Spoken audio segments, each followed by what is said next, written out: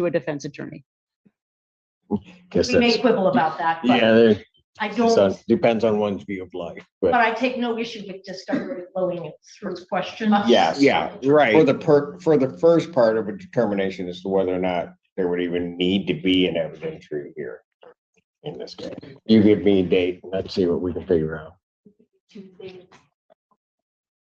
Well, Tuesday the 10th. Court does call the case of the People's State of Michigan versus Sharon Moore. Counsel, please state your appearances for the record. Good afternoon, Your Honor. Katie Rismersky for the people. Good afternoon, Your Honor. Ellen Michaels on behalf of Sharon Moore, who is present in court. Your name, sir? Sharon Moore. All right, thank you. You can grab my file in the back, 'cause I don't have it. All right.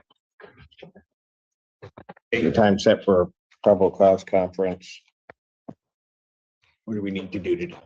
I've had the opportunity to talk with the prosecutor. There is outstanding discovery that we need to have before we can proceed to exam. So we're asking to adjourn the probable cause conference for 30 days to receive that discovery. And the discovery, we're talking about our phone records and Title IX documents.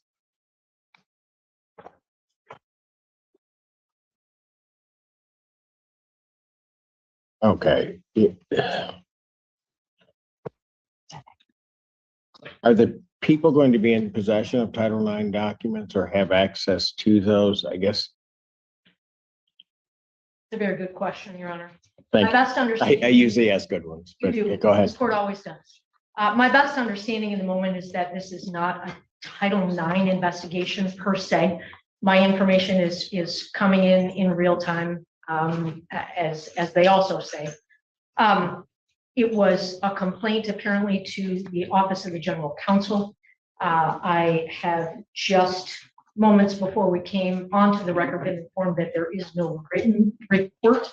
That is my best understanding. Whether or not there is some other kind of investigative information that exists has yet to be ferreted out.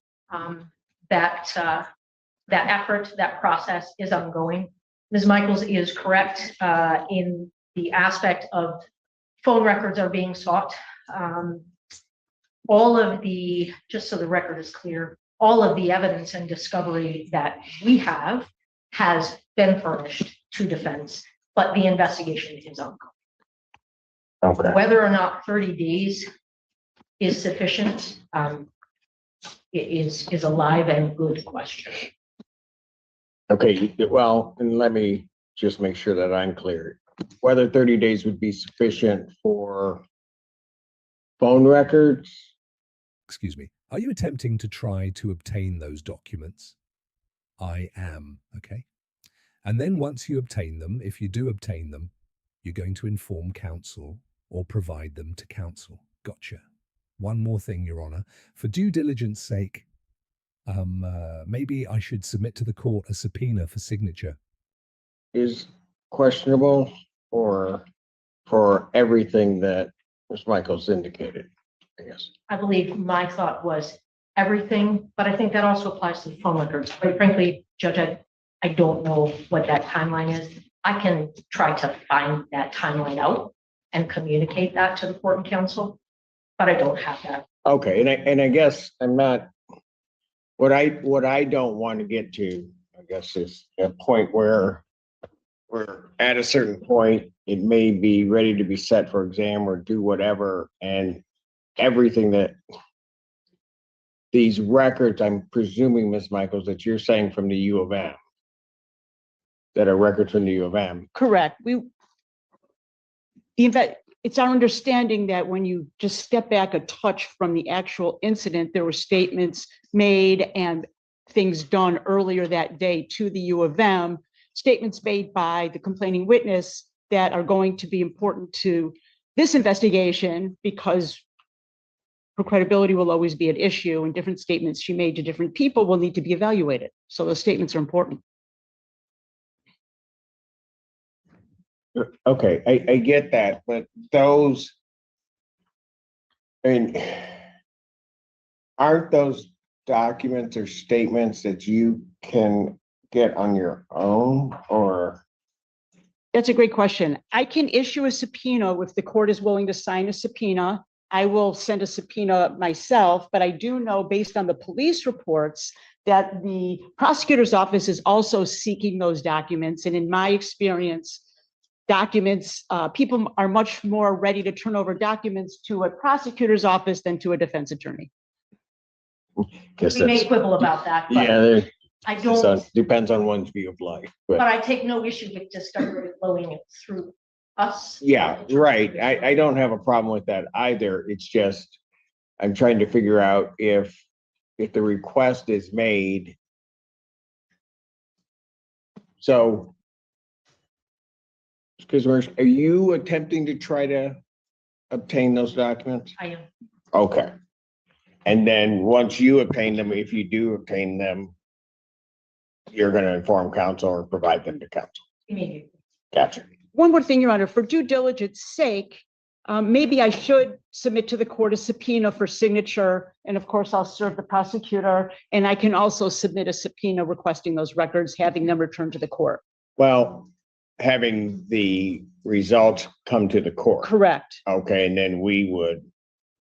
Okay, I don't have a problem with that if we're the go-between that it comes here and then goes out. I don't necessarily have that. So unless there's some legal objection to it, if you submit a subpoena to the court, I would sign off on it. I guess try to get this so we can get this thing moving. 30 days. So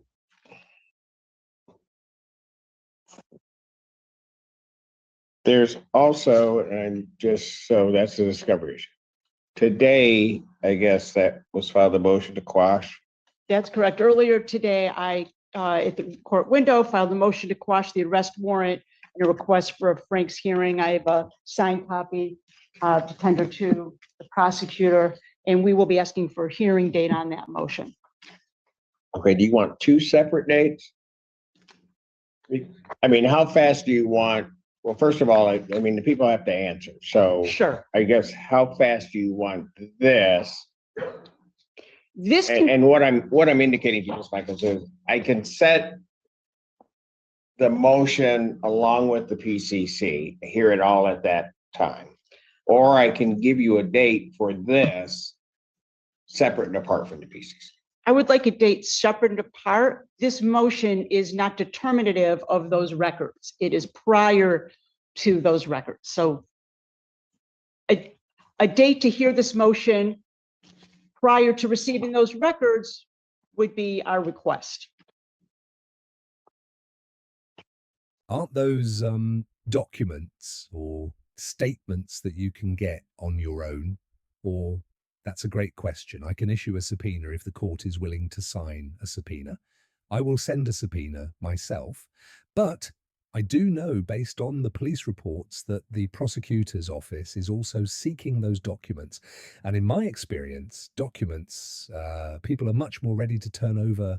Right, but I mean, presumably, actually, you're then talking about 3 hearings because there's going to have to be a hearing on the motion to determine whether or not you'd be entitled to a hearing, an evidentiary hearing. Then if necessary, I'd have to set the evidentiary hearing. And then we would also have the PCC. That is accurate. So a suggestion may be to whatever the court desires. Oh, you don't want that. No, go ahead. Okay, that's fine. You know, this is a lot. So in the expedience, we'll leave it to the court's discretion as to how you want to set things. That part of it, but we'll try to get through it as quickly and as expeditiously as possible. But the people have seen the motion. How long are you going to need to respond to the motion for the first part of that? So although I was aware that a motion was filed this morning, I was not served with a copy until moments ago. I have obtained a copy through the court file prior to being at this moment and have had an opportunity to begin to flip through it. I have not consumed it in its entirety. How long to respond was the court's question? Yes. For the first part of a determination as to whether or not there would even need to be an evidentiary hearing in this case. court's pleasure, but at least a week. Least a week. Okay. And Would you like me to look? well, I either have to set it on an off day, Yeah, I was thinking like a Monday or Tuesday. on Monday, Monday morning. Yeah, so just tell me how far. If I give it 10 days. A second, I'm just gonna do a recent thing, 10 days. Then just give me a week to go through everything, so around this time. Yeah, It's jury selection. seriously, I think so. We can just move the date. got it. Yeah. Okay. Will that work? Let me make sure. Yes, yeah. All right. So with reference to the motion, I'll have the prosecutor's response will be due by maybe longer than a week, February 2nd. Thank you.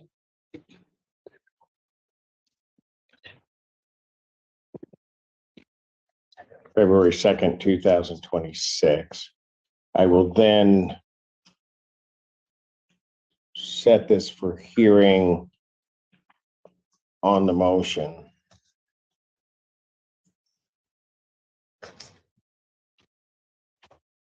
For February 9th, Let's do 1 p.m. 2026, Yeah. at 1 p.m. Your Honor, may I speak up? Yes, go ahead. In the moment, I have a murder case set to start on that date. That's, That may that's, change, even within the end of the day today, that may get moved. But in the moment, that is day one of a murder. that's day one. That's not a good date for me either, Judge.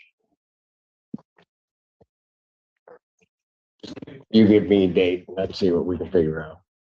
Tuesday. Well, Tuesday the 10th is not going to work if the murder trial goes. So, Tuesday the 17th at 2 o'clock.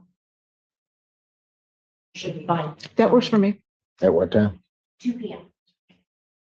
All right. So the motion will be set for February 17, 2026. You said 2 Yes, sir. at 2 p.m. Okay, and that will be an in-person hearing. We then, in understanding that, depending on the result of that motion, there may be another date that is set. But I'm not going to deal with that at this point because a determination has to be made. So I'll adjourn the probable cause conference. Normally, I'm not really going to care about the date itself, but with all some of the logistics that come along with this case, I have to because of other docketing concerns. Will March 19th then work? I realize that's a little bit longer than what you asked for, but we're going to see each other on the 17th. And then I would adjourn this out to the 19th, hoping that all discovery, at least at that point, is clear. That works for the defense. Works for me as well. Thank you. All right. So probable cause conference will be adjourned to March 19th, 2026, 9 a.m. or as your invite indicates. Is there anything else from either side? Nothing for the. No, Your Honor. All right. Thank Thank you you very very much. Bond will continue. Thank you. Thank you.